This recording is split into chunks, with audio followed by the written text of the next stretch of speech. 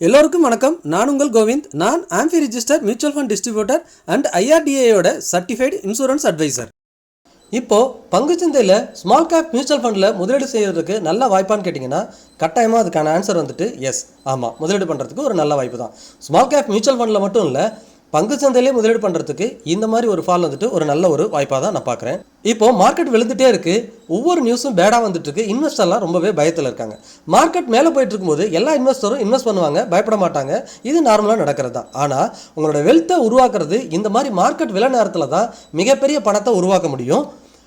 Smart investor என்ன பண்ணிட்டு இருக்காங்கன்னு பார்த்தீங்கன்னா இந்த ஒரு 5 பாயிண்ட்டை கட்டாயமாக ஃபாலோ பண்ணியிருப்பாங்க. ஃபஸ்ட்டு, பேனிக் செல்லிங் பண்ணுறதை அவங்க பண்ணவே மாட்டாங்க. இந்த தப்பை மோஸ்ட்லி நிறைய இன்வெஸ்டர் இந்த டைமில் பண்ண ஆரம்பிச்சிருப்போம். நம்மகிட்ட இருக்க போர்ட்ஃபோலியோ எல்லாமே விற்றுட்டு வெளியே போயிடுவோம், மார்க்கெட் வந்து கிராஷ் ஆகிடும் அப்படின்னு நினைக்கிறது முதல்ல பேனிக் செல்லிங் பண்ணுறதுக்கான ரீசன். ஆனால் அதுக்கு பதிலாக இவங்க என்ன பண்ணுவாங்கன்னா கீப் ஆன் இன்வெஸ்ட் பண்ணிக்கிட்டே இருப்பாங்க. எஸ்ஐபியில் கொஞ்சம் கொஞ்சமாக இன்வெஸ்ட் பண்ண ஆரம்பிப்பாங்க. ஒருவேளை அவங்களோட எஸ்ஐபி அமௌண்ட்டை இன்க்ரீஸ் பண்ண ஆரம்பிச்சிருப்பாங்க. அவங்களோட போர்ட்ஃபோலியோவை ரீபேலன்ஸ் பண்ணியிருப்பாங்க. இப்போ எப்படி ரீபேலன்ஸ் பண்ணலாம்னா, இதுக்கு முன்னாடி நீங்கள் ஏதாவது ஒரு பங்குகளை வாங்கி வச்சுருந்துருப்பீங்க, அந்த பங்குகள் சுமாரான பர்ஃபார்மன்ஸ் தான் கொடுத்துட்ருக்கோம். ஆனால் இப்போ பங்குச்சந்தையில் மிகப்பெரிய லார்ஜ் கேப் பங்குகளே 20-30% வரைக்கும் வீழ்ச்சி அடைஞ்சிருக்கு. For example TCS, LNT, Mahindra and Mahindra இந்த மாதிரி மிகப்பெரிய நிறுவனங்களே நல்ல வீழ்ச்சியில் இருக்குது. இந்த மாதிரி ஒரு பங்குகள் நல்ல இறக்கத்தில் வரும்போது நம்ம வாங்கி வச்சுருக்க ஒரு சுமாரான பங்காக இருந்ததுன்னா அதை எக்ஸிட் பண்ணிட்டு இந்த மாதிரி பங்குகளை இன்வெஸ்ட் பண்ண முயற்சிப்பாங்க. இது ஒரு எக்ஸாம்பிள் மட்டும்தான். இதுவே டாக்ஸ் ஹார்வெஸ்டிங் சொல்லுவோம். லாஸ்ட் இயர் 2025 26 ஸ்டார்டிங் வரைக்கும் மார்க்கெட் 21,000 26,000 முன்னேறித்தது. அந்த சமயத்தில் இருந்த ப்ராஃபிட்லாம் நீங்கள் ஒரு வேலை கட் பண்ணி அதில் உங்களுக்கு டாக்ஸ் வர மாதிரி இருந்ததுன்னா அதுக்கு பதிலாக இப்போ இருக்கிற இந்த லாஸ் எல்லாம் புக் பண்ணி அந்த டாக்ஸ் ஹார்வெஸ்டிங் பண்ணுறதுக்கு ட்ரை பண்ணுவாங்க. அடுத்ததாக பார்த்தீங்கன்னா அவங்களோட போர்ட்ஃபோலியோவை இப்போ ஃபண்டமெண்டலாக ரிவ்யூ பண்ண ஆரம்பிச்சிருப்பாங்க.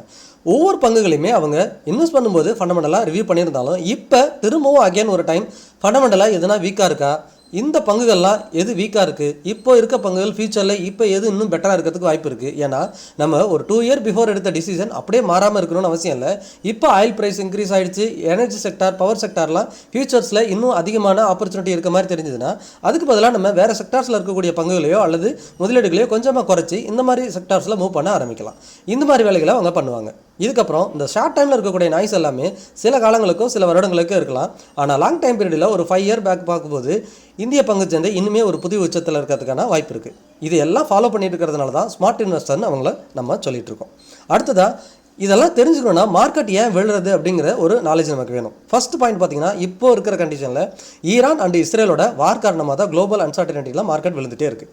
இது எப்போ முடியும் அப்படிங்கிறது யாருக்குமே தெரியாது. ஏன்னா ட்ரம்ப் ஈவினிங் ஒரு ட்வீட் போடுறாரு, மார்னிங் ஒரு ட்வீட் போடுறாரு. ஸோ இந்த நியூஸ்னாலேயே மார்க்கெட் ஒரு நாள் அப் ஆகுது, ஒரு நாள் டவுன் ஆகுது, திரும்ப ஒரு நாள் அப் ஆகுது, திரும்ப ஒரு நாள் டவுன் ஆகுது.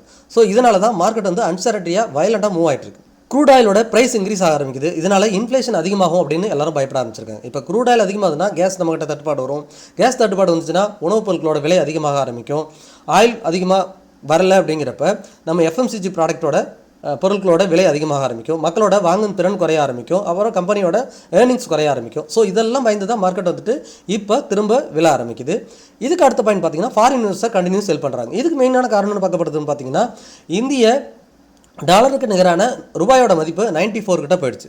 இது கண்டினியூஸாக டவுன் ஆகிட்டே இருக்குது. இது எப்போ அப்ரிஷியேட் ஆகுதோ அல்லது இது நிறுத்துகிறாங்களோ அன்னைக்கு தான் நம்ம ஃபாரின் இன்ஸ்டியூஷன் இன்வெஸ்டர் திரும்ப நம்ம பங்குச்சந்தையில் வாங்குறதுக்கு அதிகமான வாய்ப்பு இருக்குது. அதுவும் இல்லாமல் ரீசெண்ட் டேஸில் அந்த செக்யூரிட்டி டேக்ஸு இது மாதிரி ஃபாரின் இன்ஸ்டியூஷன் எதனா ஒரு டேக்ஸ் ரிலாக்ஸேஷன் கொடுத்தாங்க அப்படின்னா திரும்ப வரதுக்கான வாய்ப்பு இருக்குது. டேக்ஸும் அதிகமாக இருக்குது, லாங் டைம் கேபிட்டல் கெயின் அதிகமாக இருக்குது. இந்த மாதிரி கண்டினியூஸாக மார்க்கெட்டில் இன்வெஸ்ட் பண்ணுறவங்களுக்கான பெனிஃபிட் குறைஞ்சிட்டு போகிறதுனால ஃபாரின் இன்வெஸ்டர்ஸ் வந்துட்டு செல் பண்ண ஆரம்பிச்சிட்டாங்க. இதனாலையும் பங்குச்சந்தை அதிகமாக விழ ஆரம்பிச்சிருச்சு. இப்போ உள்ள சுச்சுவேஷனில் இந்த ஃபியர்லாம் மனசில் வச்சுட்டு மக்கள் வந்துட்டு பேனிக் ஆகிட்டு எல்லாமே செல் பண்ண ஆரம்பிச்சிடுறாங்க. ஸோ இந்த ரீசனில் தான் மார்க்கெட் விழுந்துட்டு இருக்கு. இது எல்லாத்துக்குமே கட்டாயமாக ஒரு ரீசன் இருக்கும், கட்டாயமாக ஒரு சொல்யூஷன் ஒன்று இருக்கும். இது எல்லாமே லைஃப் லாங் அப்படியே போயிட்டு போகிறதில்ல. அப்படியே போயிடுச்சுன்னா வேர்ல்டே இல்லாமல் போயிடும். ஒரு கட்டத்தில் எல்லாமே அழிஞ்சு போகிற சுச்சுவேஷன் வந்துடும். ஆனால் அந்த சுச்சுவேஷன் போகிற அளவுக்கு எந்த கண்ட்ரியுமே விடாது. இது எல்லாத்துக்கும் சொல்யூஷன் ஒன்று இருக்கும். ஸோ அது வர வரைக்கும் இந்த மாதிரி பேனிக் சிச்சுவேஷன் நடக்க தான் செய்யும், பங்குகள் விலை தான் செய்யும், பங்குச்சந்தையும் சரி நோக்கி போயிட்டு தான் இருக்கும். ஆனால் அந்த மாதிரி டைமில் நம்ம ஸ்மார்ட் இன்வெஸ்டர் என்ன பண்ணுறாங்களோ அதை நம்ம ஃபாலோ பண்ணோன்னா ஜெயிக்கிறதுக்கு அதிகமான வாய்ப்பு இருக்குது. வழக்கமாகவே இந்த வேர்ட்ஸ் எல்லாரும் கேள்விப்பட்டிருப்பீங்க, B greedy when others are fearful. எல்லாரும் எப்போ பயப்படுறாங்களோ அப்போ நீங்கள் மார்க்கெட்டில் பயப்படாமல் இருக்கணும். எல்லாரும் எப்போ பங்குச்சந்தையில் நல்லா புல்லிஸாக இருக்கும், மேலே போய்டும் அப்படின்னு நினைக்கிறாங்களோ அப்போ நீங்கள் பயந்து உங்களோட ப்ராஃபிட்டை கட் பண்ணுறதுக்கோ அல்லது கரெக்டான லெவலில் வச்சுக்கிறதுக்கோ முயற்சி செய்யணும். இப்போ இருக்கிற செனாரியோவில் எல்லாமே பயத்தில் தான் இருக்கிறோம். அப்போ என்ன அர்த்தம்? இதை நான் சொல்லலை, வாரன் பஃபெட்டும் அதான் சொல்கிறாரு, இல்லை நம்ம ராகேஷ் ஜுன்வாலா இந்த மாதிரி பெரிய பெரிய முதலீட்டாளர்களே இதை சொல்கிறாங்க. இந்த மாதிரி பெரிய பெரிய வார் சுச்சுவேஷனும் சரி, ஒரு எக்கனாமிக்கல் சுச்சுவேஷன் அன்சர்டனிட்டி வரும்போது தான் பங்கு சந்தையில் மிகப்பெரிய பணத்தை உருவாக்க முடியும். அந்த மாதிரி டைமில் எல்லாரும் பயப்படுறப்ப நம்ம பங்குகளை வாங்கி பழகணும் அப்படிங்கிறது தான் அவங்க சொல்கிற விஷயம்.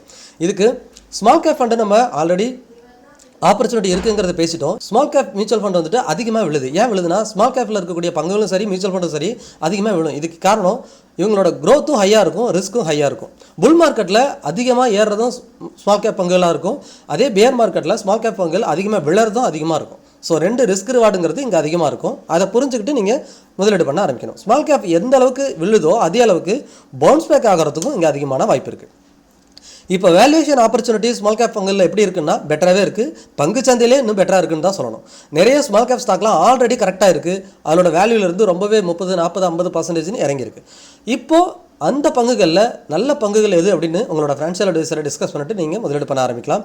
நீண்ட கால முதலீட்டாளருக்கு இது ஒரு நல்ல ஆப்பர்ச்சுனிட்டி என்ட்ரி பாயிண்ட்டாக தான் நான் பார்க்குறேன். இப்போது மார்க்கெட் எக்ஸ்பென்சிவாக இருக்கிறப்ப இன்வெஸ்ட் பண்ணுறதை விட இப்போ கரெக்ஷனில் இருக்கிற இன்வெஸ்ட் பண்ணுறப்போ ரிஸ்க் நம்ம ரொம்பவே கம்மி. ஏன்னா ஆல்ரெடி உயர்ந்த பங்குச்சந்தையிலோ இல்லை உயர்ந்த விலையில் இருக்கும்போது வாங்கும்போது இறங்கும்போது அதிகமாக விழுறதுக்கான வாய்ப்பு இருக்குது. அங்கே ரிஸ்க் அதிகம்.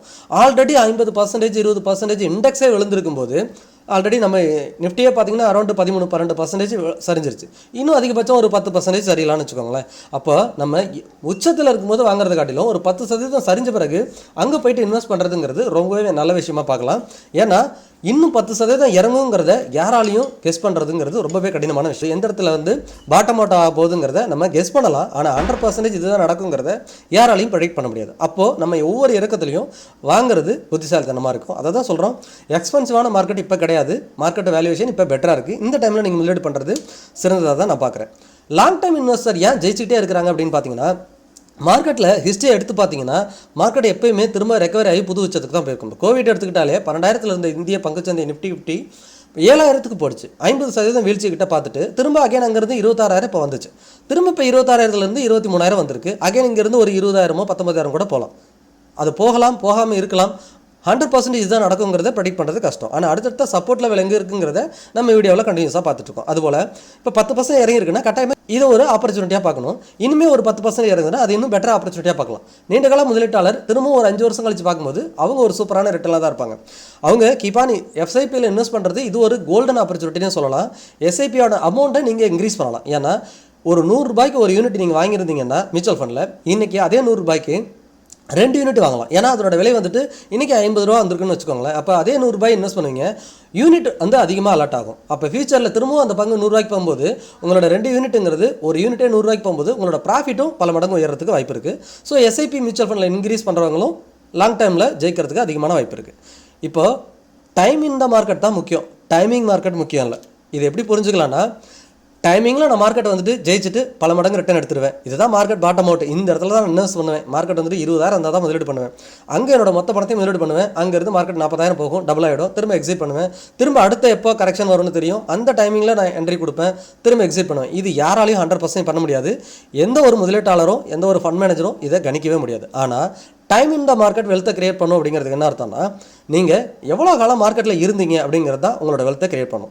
இப்போ கடந்த 2 வருஷமாக பங்குச்சந்தை எந்த ரிட்டர்னும் கொடுக்கல. 26,000 திரும்ப 23,000 நோக்கி இல்லை 22,000 நோக்கி பங்குச்சந்தை கீழே தான் வந்துட்டு இருக்கு. அப்போ 0 ரிட்டர்ன்லையோ ஆர் நெகட்டிவ் ரிட்டர்ன்லையோ இருக்கிறதுக்கு வாய்ப்பு இருக்குது. ஆனால் இந்த டைம் பீரியடில் நீங்கள் எந்த அளவுக்கு உங்களோட இன்வெஸ்ட்மெண்ட்டை நல்ல நல்ல பங்குகள்லையோ நல்ல இடத்துலையோ இன்வெஸ்ட் பண்ணியிருக்கீங்களோ அதை பொறுத்து அடுத்த ஒரு 5-6 வருடங்களில் இந்திய பங்குச்சந்தை புது உச்சத்துக்கு போகிறதுக்கு அதிகமான வாய்ப்பு இருக்குது.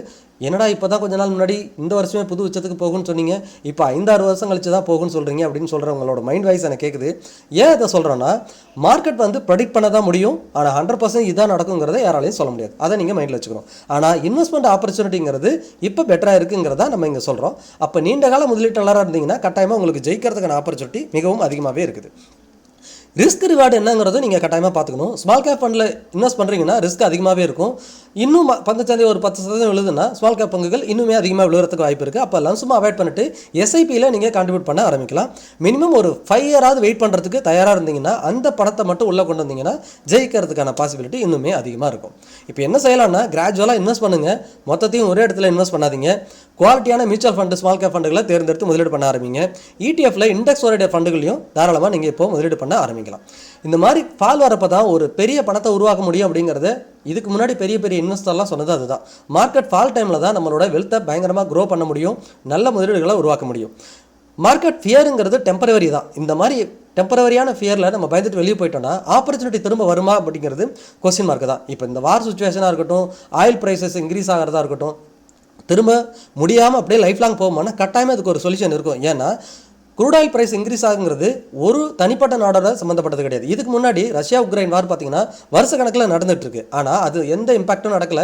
ஏன் இவ்வளோ நாள் நடந்தும் பங்குச்சந்தையை பாதிக்கல அப்படின்னா அதனால் மற்ற கண்ட்ரிகளுக்கு பொருளாதாரமாக பெரிய பாதிப்பு இல்லை. ஆனால் இப்போ ஈரான் இஸ்ரேலிருந்து க்ரூட் ஆயில் வந்துட்டு வேர்ல்டு வைட் சப்ளை ஆகிறதுனால க்ரூட் ஆயில் கிடைக்காம போணுச்சுன்னா மற்ற கண்ட்ரிகளோட எல்லா பொருளாதாரமும் பாதிக்குங்கிறதுனால மற்ற கண்ட்ரிகள் என்ன பண்ணுவாங்க, ஒன்று போரை ஸ்டாப் பண்ணுறதுக்கான முயற்சியில் ஈடுபடுவாங்க, இல்லை அந்த போரை முடிக்கிறதுக்கான முயற்சியில் ஈடுபடுவாங்க. இது ரெண்டில் எது நடந்தாலுமே இது எண்டாயிடும். அதுக்கப்புறம் திரும்பவும் அந்த ஆயில் பிரைசஸ்லாம் அந்த கண்ட்ரோலில் வந்துருச்சுன்னா கட்டாயமாக எக்கனாமிக் திரும்ப க்ரோ ஆகும். இதுக்கு டைம் எடுக்கலாம். அதை தான் நம்ம சொல்கிறோம். நீண்ட கால முதலீட்டாளராக வந்தீங்கன்னா ஜெயிக்கிறதுக்கான ஆப்பர்ச்சுனிட்டி அதிகமாக இருக்குது. இது மார்க்கெட் விட்டு வெளியே போகிறதுக்கான நேரம் கிடையாது, மார்க்கெட்டில் இன்வெஸ்ட் பண்ணுறதுக்கான நேரம்.